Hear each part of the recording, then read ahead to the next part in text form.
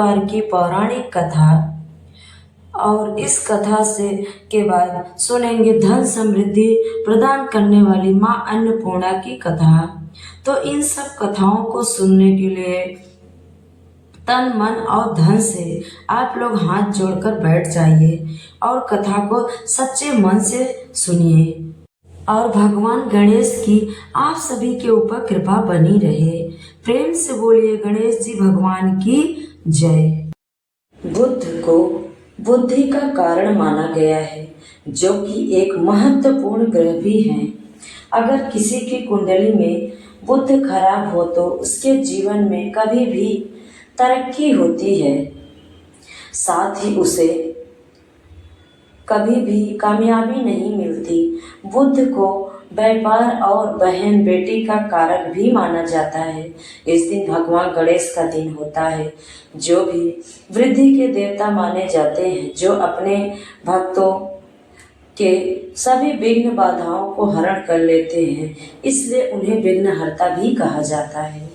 अगर कोई इनका सच्चे मन से पूजन करे तो उनके जीवन के में धन सुख समृद्धि की कभी कमी नहीं रहती।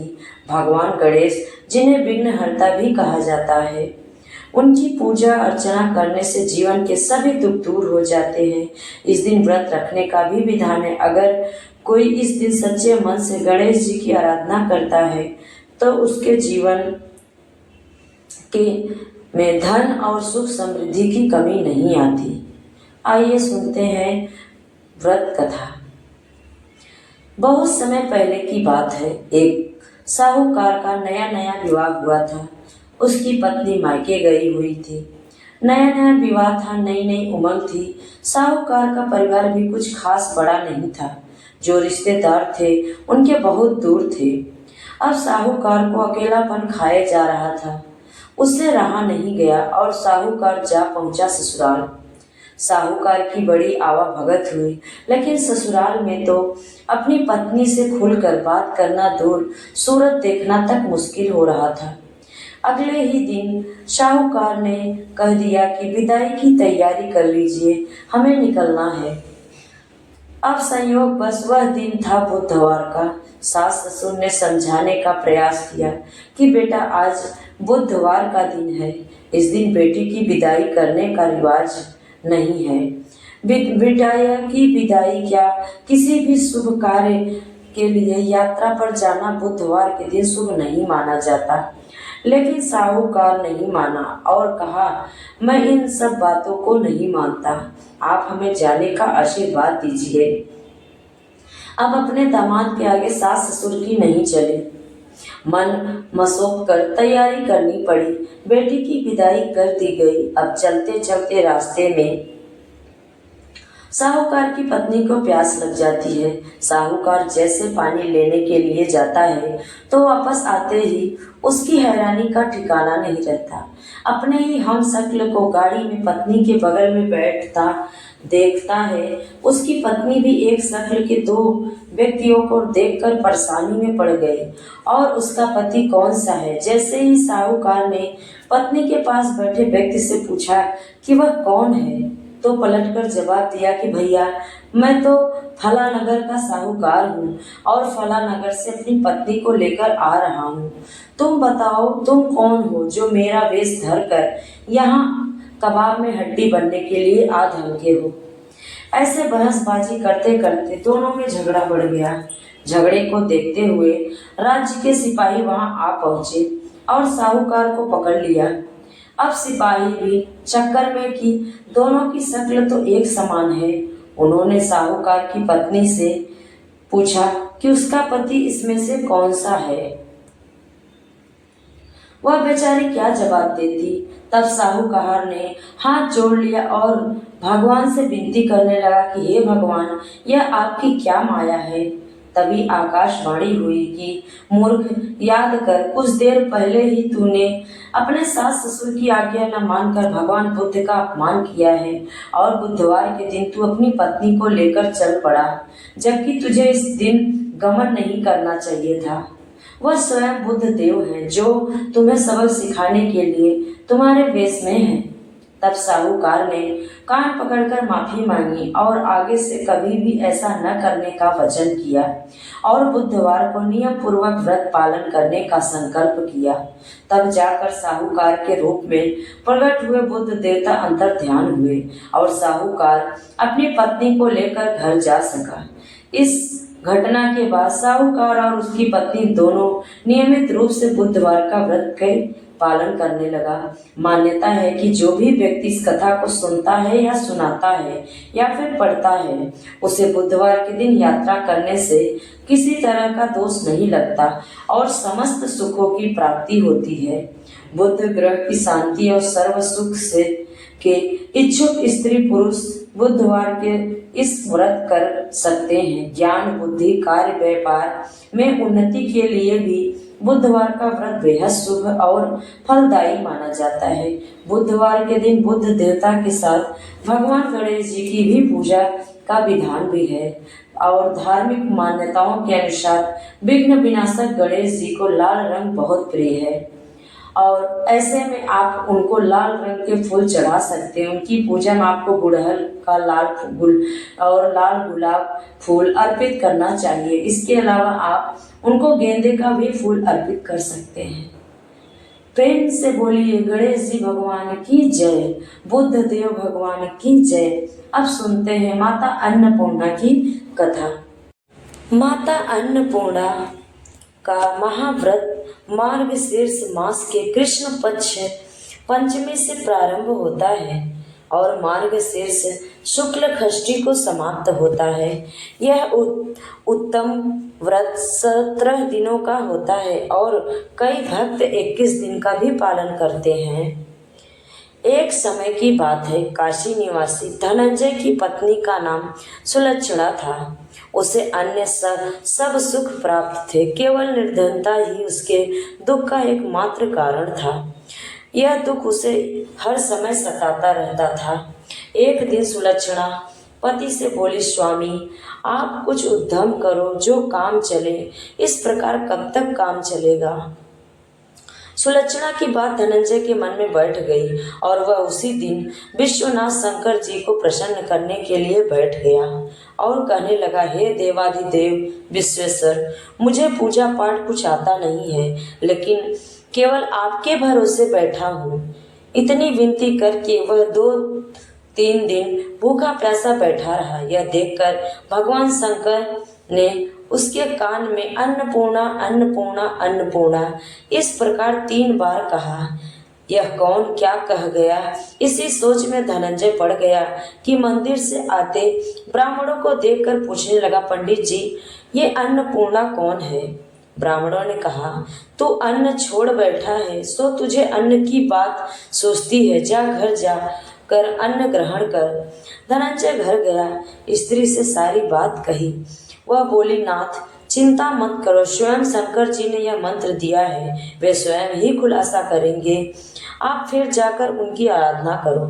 धनंजय फिर जैसे का तैसा पूजा पाठ में लग गया। रात्रि में भगवान शंकर जी ने आज्ञा दी और कहा, तू पूर्व दिशा में जा। वह अन्नपूर्णा का नाम जपता जाता और रास्ते में फल खाता, झरनों का पानी पीता जाता। इस प्रकार कितने ही दिनों तक चलता गया। वहां उसे चांदी सी चमकती वन की शोभा देखने में आई, सुंदर सरोवर देखने को मिला। उसके किनारे कितनी ही अप्सराएं झुंड बनाए बैठी थी, एक कथा सुनती और सब मिलकर माँ अन्नपूर्णा इस प्रकार बार बार कहती रहती थी। अगहन मार्गशीर्ष मास की उजेली रात्रि थी और आज से ही व्रत का आरंभ था। जिस सत्य की खोज करने वह निकला था वह उसे वहां सुनने को मिला। धनंजय ने उसके पास जाकर पूछा, हे देवियों, क्या आप क्या कर रही हो। उन सब ने कहा, हम माँ अन्नपूर्णा का व्रत करते हैं। धनंजय ने पूछा, व्रत पूजा करने से क्या होता है, यह किसी ने किसी भी है, इसे कब किया जाए, कैसे व्रत है, मैं और कैसी विधि है, मुझसे विस्तार से बताइए। वे कहने लगी, इस व्रत को सब कोई कर सकते हैं। 21 दिन के लिए 21 गांठ का सूत लेना, 21 दिन न बने तो एक दिन उपवास करे, यह भी न बने तो केवल कथा सुनकर प्रसाद ले, निराहार रहकर कथा कहे।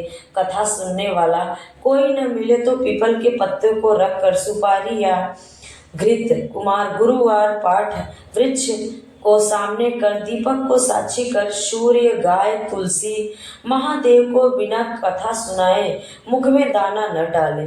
यदि भूल से कुछ पड़ जाए तो एक दिन फिर उपवास करे। व्रत के दिन क्रोध और झूठ न बोले। धनंजय बोला, इस व्रत के करने से क्या होगा? वे कहने लगी, इसके करने से धंधों को नेत्र मिले, फूलों को हाथ मिले, निर्धन के घर धन आए, बाजिन को पुत्र मिले, मूर्ख को विद्या आए। जो जिस कामना से व्रत करे माँ उसकी हर इच्छा पूर्ति करती है। वह कहने लगा, बहनों, मेरे पास भी धन नहीं है, विद्या नहीं है, कुछ भी तो नहीं है। मैं तो दुखिया ब्राह्मण हूँ, मुझे इस व्रत का सूत दोगी? हाँ भाई, तेरा कल्याण हो, हम तुम्हें अवश्य देंगी। ले इस व्रत का मंगल सूत ले। धनंजय ने व्रत किया। व्रत पूरा हुआ तभी सरोवर में से 21 खंड की सुवर्ण सीढ़ी हीरा मोती जड़ी हुई प्रकट हुई। धनंजय जब अन्नपूर्णा अन्नपूर्णा कहता जाता, इस प्रकार कितनी ही सीढ़ियां उतर गया तो क्या देखता कि करोड़ों सूर्य से प्रकाशमान अन्नपूर्णा माँ का मंदिर है। उनके सामने सुवर्ण सिंहासन पर माता अन्नपूर्णा विराजमान है। सामने भिक्षा है तो शंकर भगवान खड़े हैं। देवांगनाएं चवर डुबाती हैं, कितनी ही हथियार बांधे पहरा देती हैं। धनंजय दौड़कर जगदम्बा के चरणों में गिर गया। देवी उसके मन का क्लेश जान गई। धनंजय कहने लगा, माता, आप तो अंतर्यामी हो, आपको अपनी दशा क्या बताऊं? माता बोली, मेरा व्रत किया है, जा संसार तेरा सत्कार करेगा। माता ने धनंजय की जीवा पर बीज मंत्र लिख दिया। अब तो उसके रोम रोम में विद्या प्रकट हो गई। इतने में क्या देखता है कि वह काशी विश्वनाथ के मंदिर में खड़ा है। माँ का वरदान ले जाकर धनंजय घर गया। सुलक्षणा से सब बात कही। माता जी की कृपा से उसके घर में संपत्ति उमड़ने लगी। छोटा सा घर बहुत बड़ा गिना जाने लगा।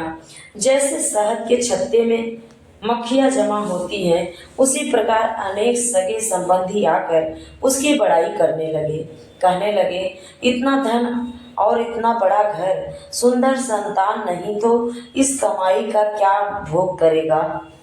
सुलक्षणा से संतान नहीं है, इसलिए तू दूसरा विवाह करो।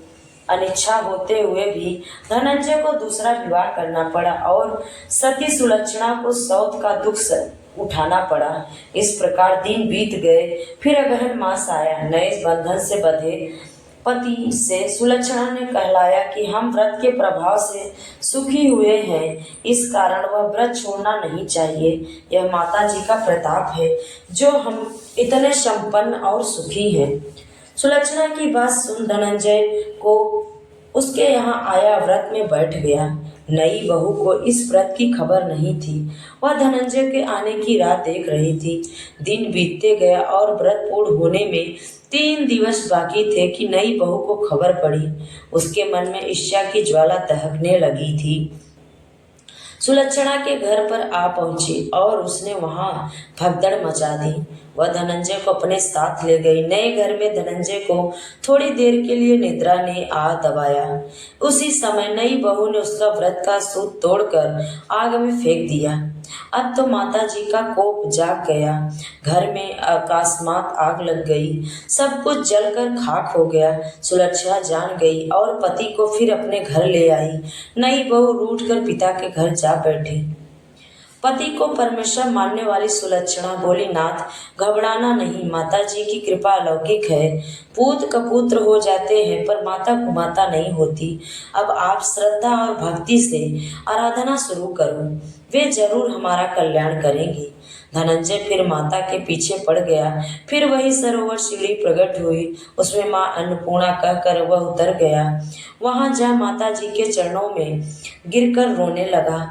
माता प्रसन्न हो बोली, यह मेरी स्वर्ण की मूर्ति ले जा, उसकी पूजा करना। तू फिर सुखी हो जाएगा, जा तुझे मेरा आशीर्वाद है। तेरी स्त्री सुलक्षणा ने श्रद्धा से मेरा व्रत किया है, उसे मैंने पुत्र दिया है। धनंजय ने आंखें खोली तो खुद को काशी विश्वनाथ के मंदिर में खड़ा पाया। वहां से फिर उसी प्रकार घर को आया। इधर सुलक्षणा के दिन चढ़े और महीने पूरे होते ही पुत्र का जन्म हुआ। गांव में आश्चर्य की लहर दौड़ पड़ी। इस प्रकार उसी गांव के निसंतान सेठ के पुत्र होने पर उसने माता अन्नपूर्णा का मंदिर बनवा दिया। उसमें माता जी धूमधाम से पधारी, यज्ञ किया और धनंजय को मंदिर के आचार्य का पद दे दिया। जीविका के लिए मंदिर की दक्षिणा और रहने के लिए बड़ा सुंदर सा भवन दिया। धनंजय स्त्री पुत्र सहित वहां रहने लगा। माता जी के चढ़ावे में भरपूर आमदनी होने लगी। उधर नई बहू के पिता के घर ढंका पड़ा, सब लुट गया। वे भीख मांग कर पेट भरने लगे। सुलक्षणा ने यह सुना तो उन्हें बुलावा भेजा, अलग घर में रख लिया और उनके अन्न वस्त्र का प्रबंध कर दिया। धनंजय, सुलक्षणा और उसका पुत्र माता जी की कृपा से आनंद से रहने लगे। माता जी ने जैसे उनके भंडार भरे वैसे सबके भंडार भरना। प्रेम से बोले अन्नपूर्णा माता की जय, भगवान शिव शंकर की जय। तो थी आज की यह बुधवार व्रत की कथा। आशा करती हूँ आप सभी को कथा अच्छी लगी होगी। तो लाइक, शेयर और चैनल को सब्सक्राइब करना मत भूलिएगा। जय श्री कृष्णा।